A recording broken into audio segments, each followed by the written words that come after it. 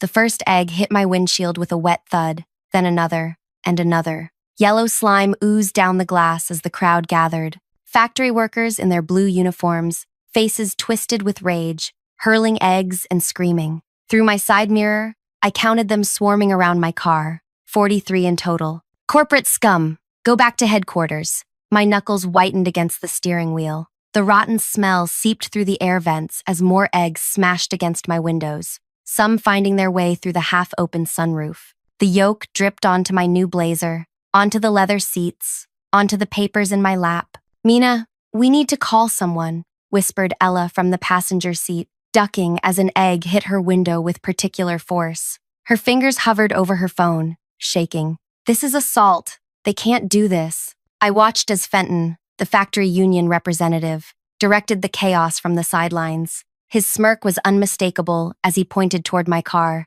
guiding workers to surround us completely. He'd orchestrated this whole thing, this public humiliation, and it was working. "No need to call anyone," I said, my voice steadier than I expected. "We're leaving." "But now?" I slowly maneuvered the car forward, inching through the crowd that reluctantly parted, continuing their egg assault until we reached the main road. The factory, a hulking gray structure against the cloudy sky, grew smaller in my rearview mirror. "Where are we going?" Ella asked, wiping egg from her sleeve. "Back to the hotel?" "No," I said, making a sharp left turn opposite from our accommodations. "We're going to the legal office." "Legal? But they'll just say there's not enough evidence to." "There's always evidence, Ella. Always. People like Fenton think they're untouchable because they've never met someone willing to look hard enough." My hands were sticky on the wheel, egg drying between my fingers, and he's about to learn I'm that someone. The drive to the legal office took 20 minutes. 20 minutes of silence,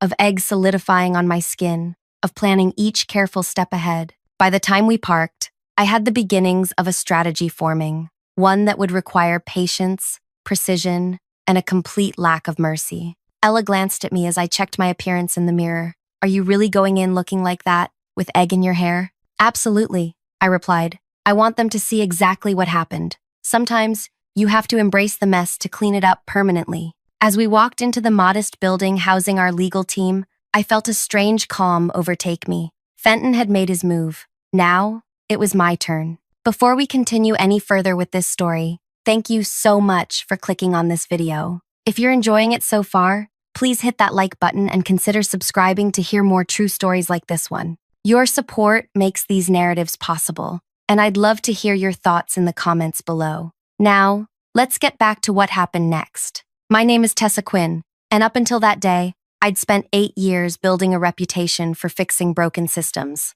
Not the mechanical kind, the human kind. Companies would send me to their troubled locations to solve problems no one else could figure out. I wasn't well liked. I wasn't supposed to be. I was effective. The Westridge factory assignment seemed straightforward when it landed on my desk 3 weeks earlier. Worker productivity had plummeted, safety incidents had doubled, and quality control was non-existent. My job was to identify the issues and implement solutions, no matter who objected. What I didn't know then was that I was walking into a fortress built on secrets, with Fenton as its self-appointed king. "Tell me about the union representative," I had asked Ella during our prep work. She'd been my assistant for 2 years, researching each assignment before we arrived. "Fenton Gray, been the rep for 15 years. Workers trust him completely. Management tolerates him because he keeps things manageable." Manageable. Meaning he makes problems disappear. Ella handed me a file. "He's got connections everywhere in this town.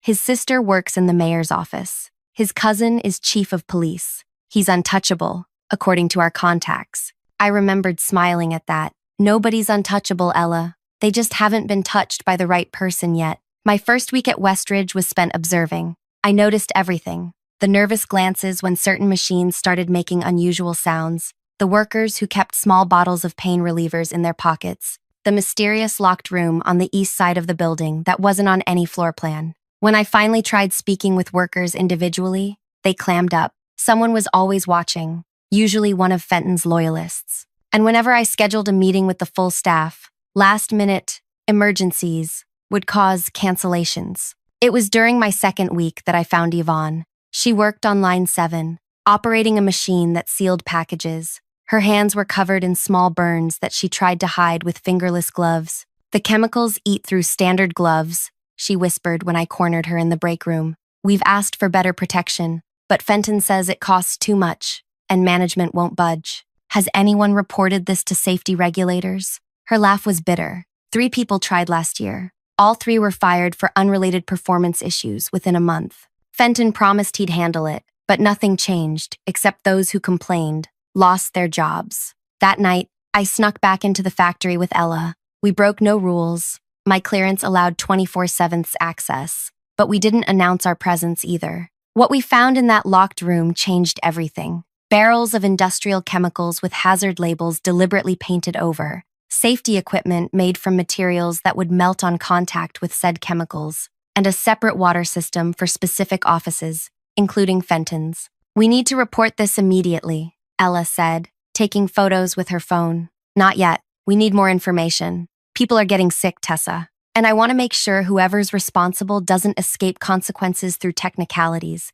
We need to understand why Fenton is protecting management on this." It took 4 days of digging, calling in favors from contacts across the industry, and careful observation. The answer wasn't what either of us expected. Fenton wasn't protecting management from the workers. He was working with management to exploit them both.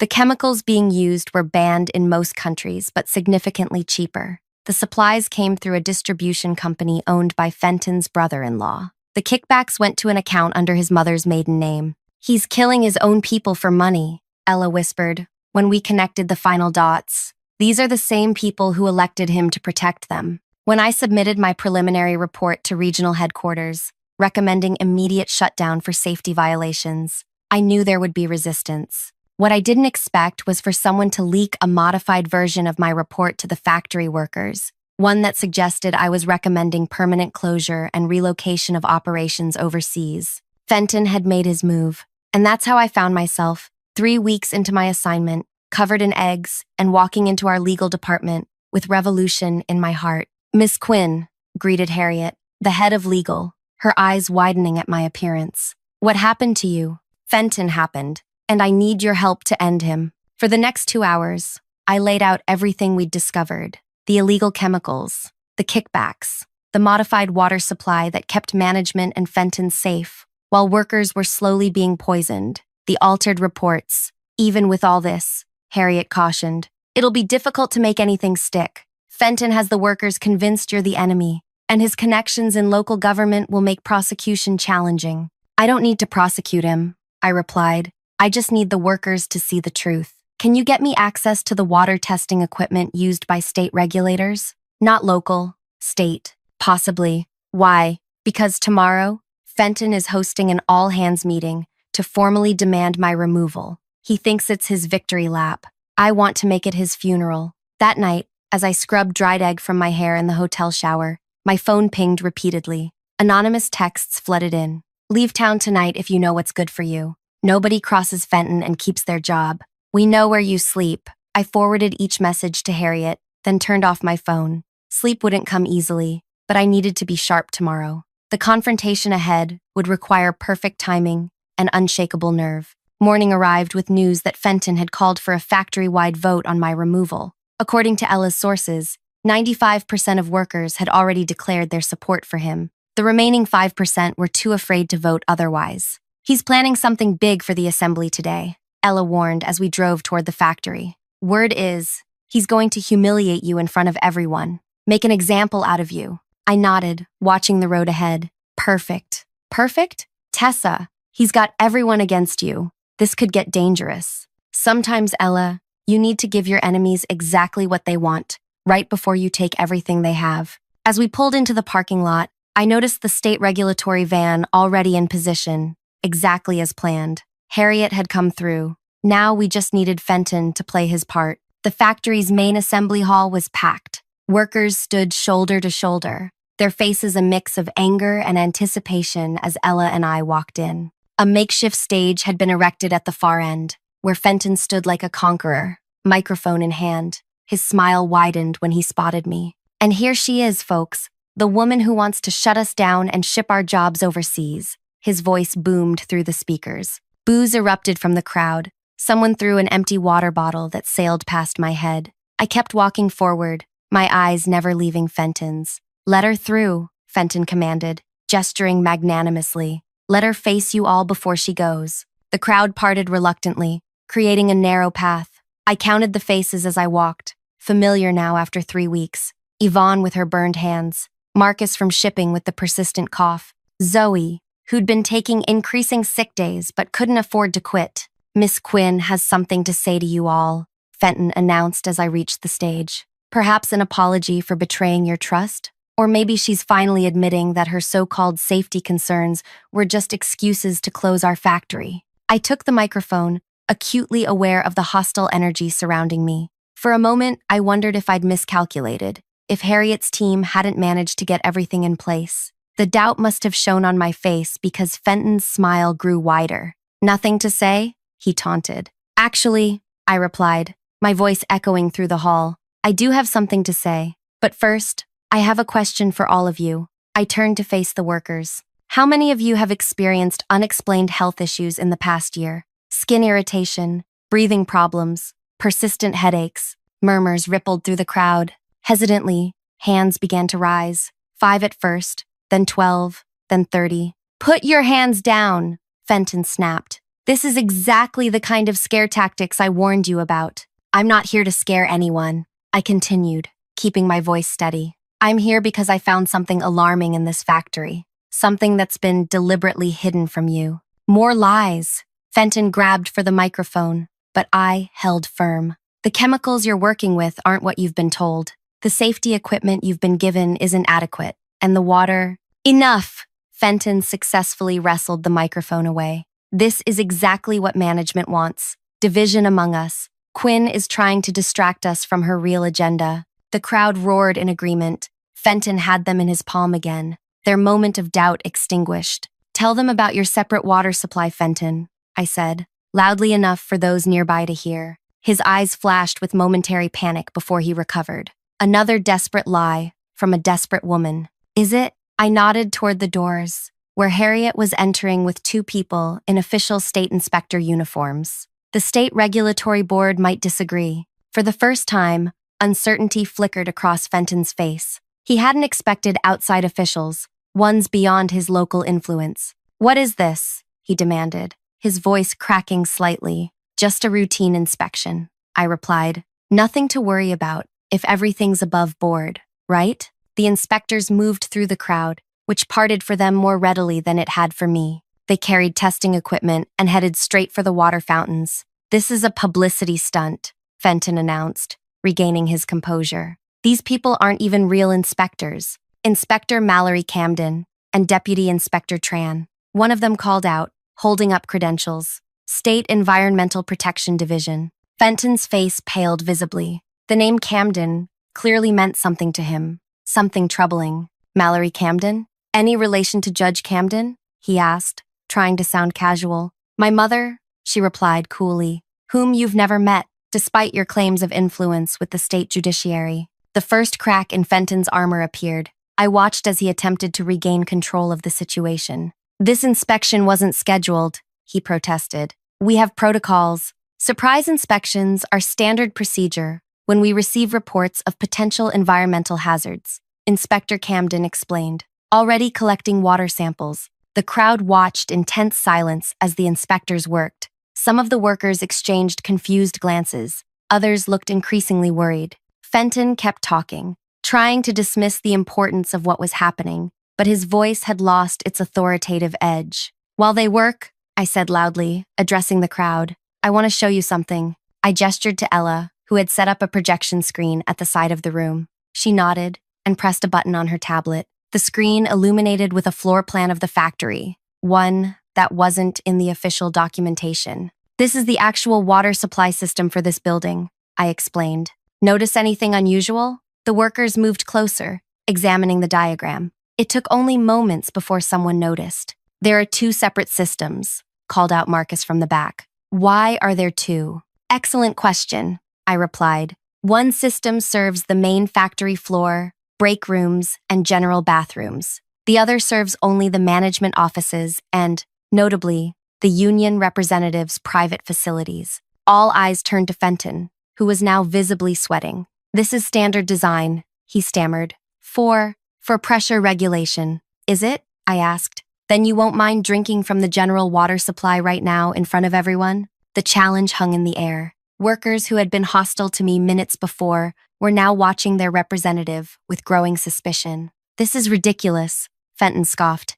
"I don't have to prove anything." "Actually, sir, you might want to see this," called Inspector Camden, who had finished her preliminary tests. She held up a digital reader with flashing red numbers. "The water from the main supply is showing dangerous levels of industrial solvents and heavy metals. The separate supply for the offices is testing clean." The atmosphere in the room shifted instantly. A low, angry murmur spread through the crowd. "Is that why you never drink from our fountains, Fenton?" called Yvonne. "Is that why you always bring your own water bottle? Or why management never gets sick like we do?" added another worker. Fenton's face hardened. He looked around desperately, sensing control slipping away. "This is a setup. Quinn has tampered with the water to frame me." "That would be quite impressive," remarked Inspector Camden, "considering we brought sealed testing equipment that hadn't been handled by anyone from this company." The crowd's anger was palpable now, but it had found a new target. Workers began pressing closer to Fenton,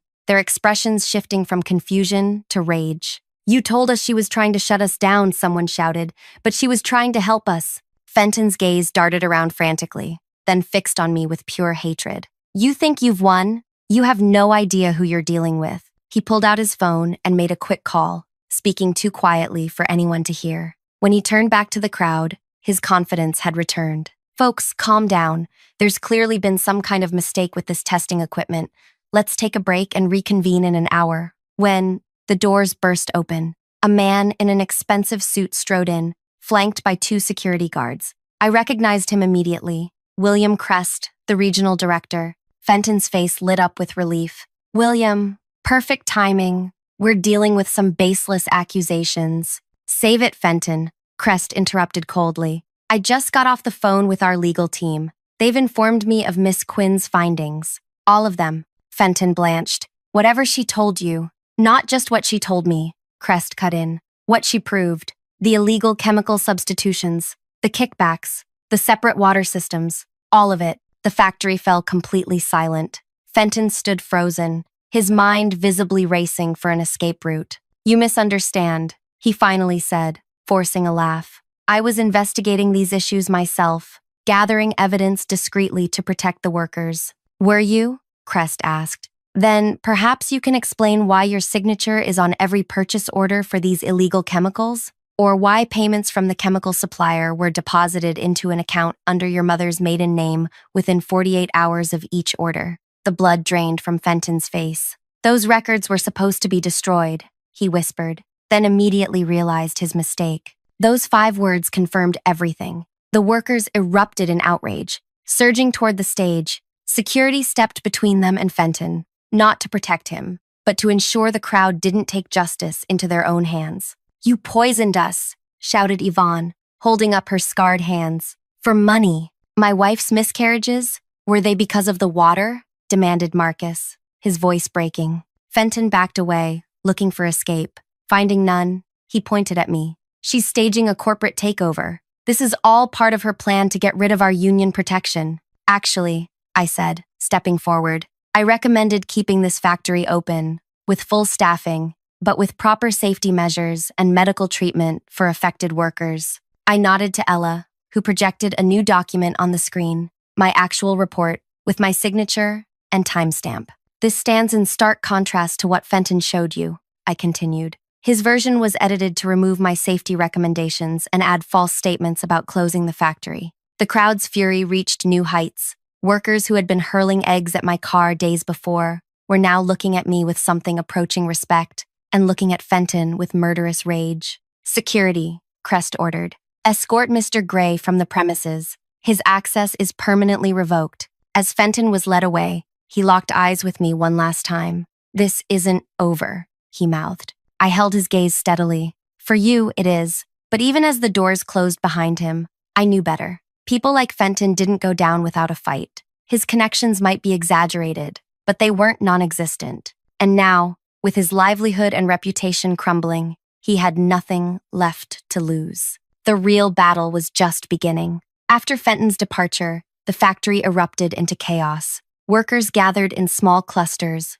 processing the betrayal. Some wept openly, others argued about warning signs they'd ignored for years. I watched it all unfold, giving them space to absorb the truth, while Crest began organizing immediate water delivery and medical evaluations. "You did it," Ella whispered beside me. "You actually took down Fenton." "Not yet," I cautioned. "We've exposed him, but someone with that much to lose is dangerous. This is just the beginning." Her phone buzzed with a message. "The legal team wants us back at the office immediately." Something about preemptive measures. The drive to the legal office was tense. News travels fast in small towns, and already people were watching from storefronts as we passed. Some waved, others glared. Fenton had deep roots here, and not everyone would welcome his fall from grace. Harriet was waiting when we arrived, her expression grim. "We have a problem. Judge Wilcox just signed emergency injunctions against our testing methods,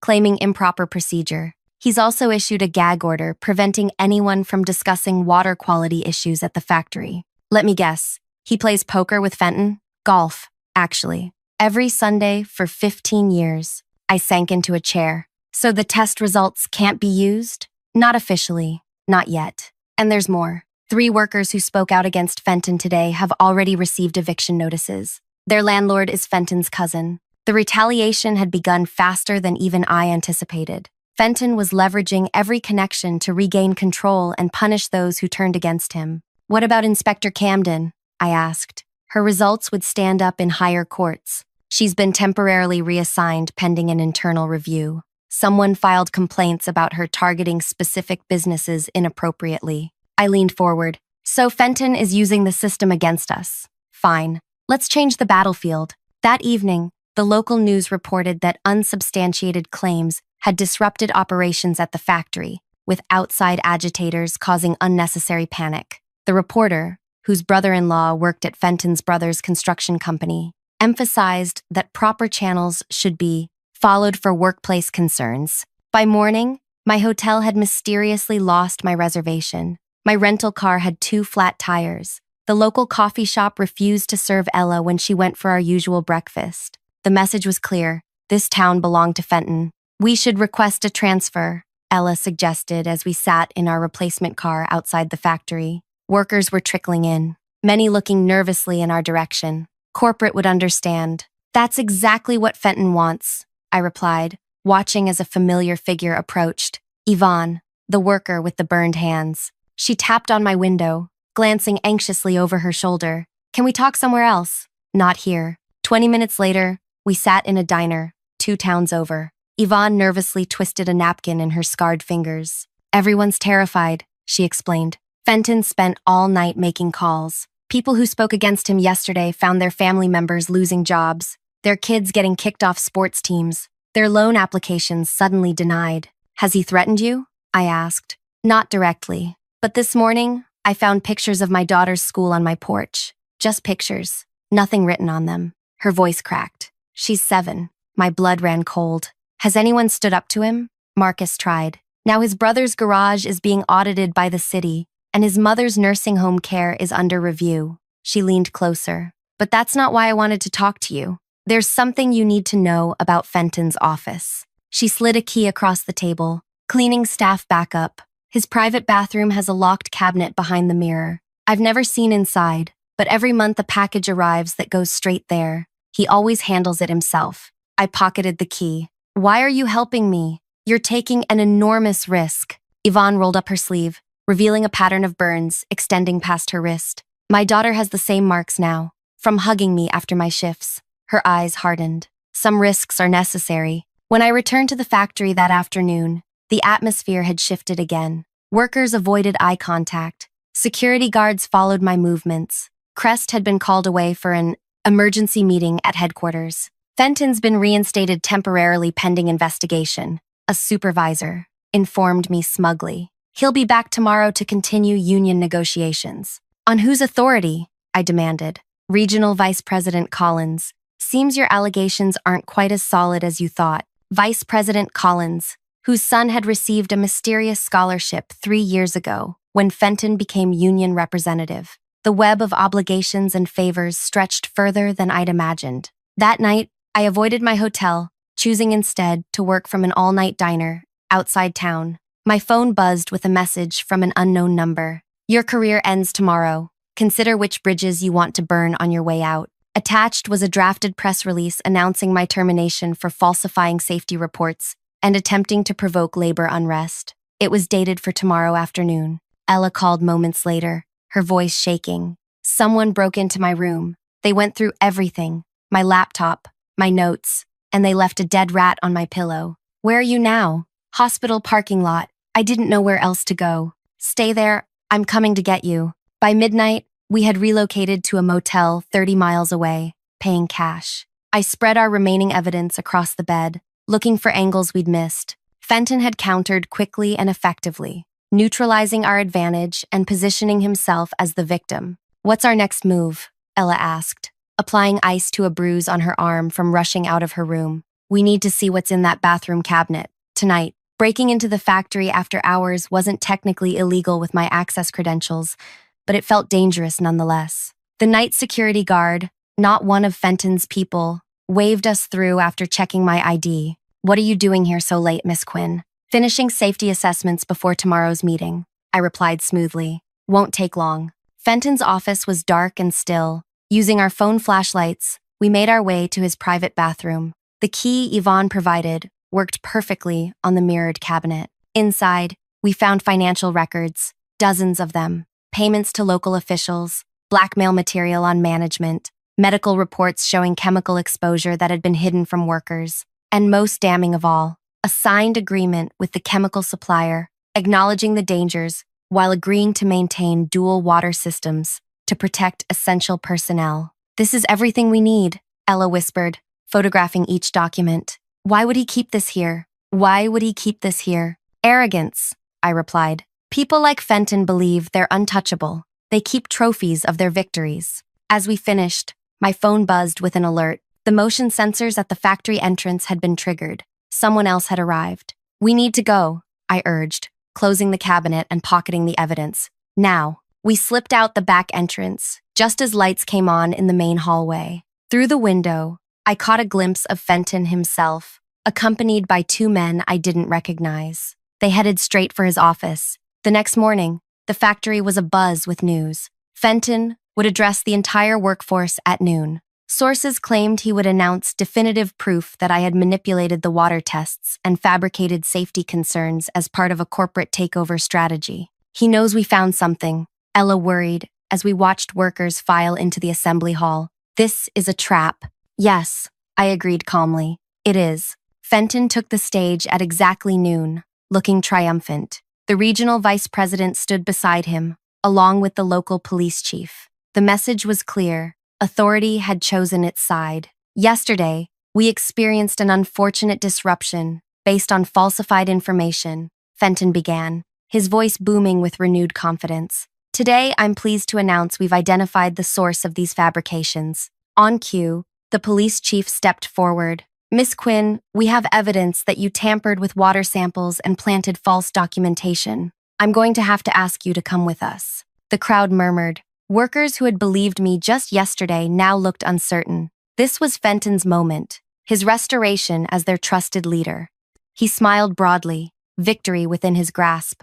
Actually, I said clearly, standing my ground, I think you'll want to delay that arrest. And why would we do that? The police chief asked condescendingly. Because at this exact moment, the state attorney general is receiving evidence of systemic corruption involving water contamination, illegal chemicals, bribes to local officials, and blackmail. I checked my watch. The evidence includes financial records, medical reports, and signed agreements acknowledging willful endangerment of workers, all discovered in Mr. Gray's private bathroom cabinet. Fenton's face went ashen. You're bluffing. Those documents are... He stopped abruptly, realizing his mistake. Are what, Mr. Gray? I pressed. Forged? Then you shouldn't worry about the originals I sent to the Attorney General, or to the FDA, or to OSHA, or to the national media. The vice president stepped away from Fenton, instantly creating distance. You broke into my office, Fenton sputtered.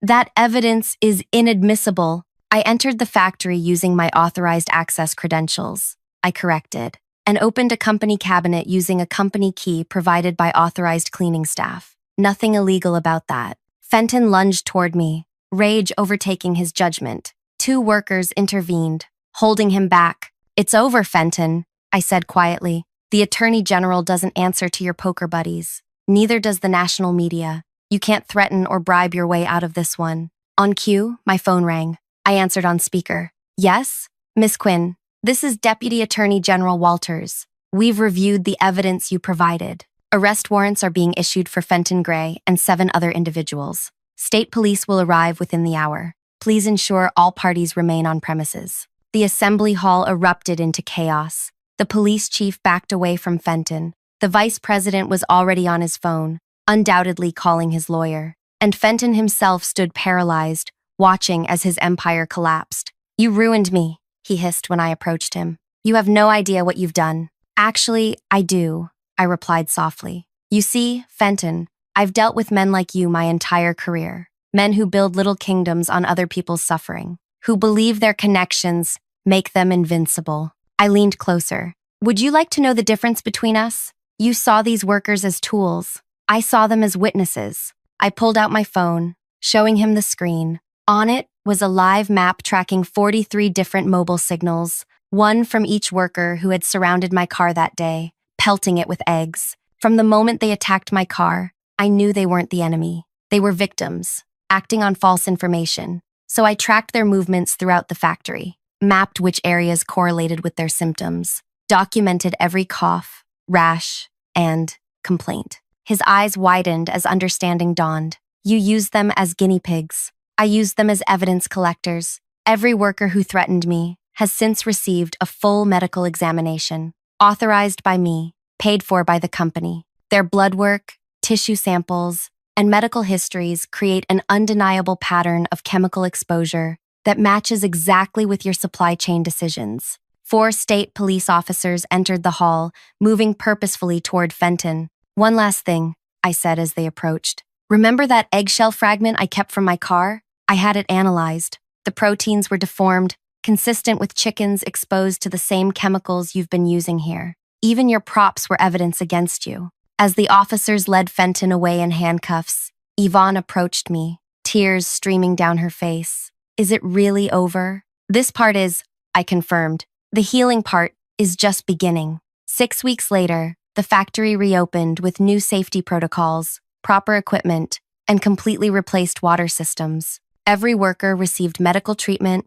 compensation, and ironclad guarantees of job security. And Fenton? He faced 43 separate civil lawsuits in addition to criminal charges for fraud, reckless endangerment, and environmental crimes. His connections abandoned him one by one, each saving themselves. His assets were frozen, his reputation destroyed, and his power completely evaporated. The final blow came when the judge, not one of his golfing buddies, ordered that remediation costs for the factory water supply be paid from Fenton's personal accounts. Every paycheck he might earn for the next 30 years would go first to the workers he had poisoned. I kept my promise to the workers. The factory remained open. No jobs were lost except those of the corrupt. And one small memento remained in my possession, a single dried eggshell, now framed on my office wall. A reminder that sometimes victory requires allowing yourself to appear defeated, right until the moment you aren't. Thank you so much for staying with this story until the end. If you found Tessa's journey against corporate corruption compelling, please hit that like button and subscribe to hear more stories of justice served. Share your thoughts in the comments. Have you ever witnessed someone like Fenton getting their comeuppance? What would you have done in Tessa's position? Your engagement helps these stories reach more people who need to hear them. Until next time, remember that sometimes the most powerful weapon against corruption isn't force, it's patience.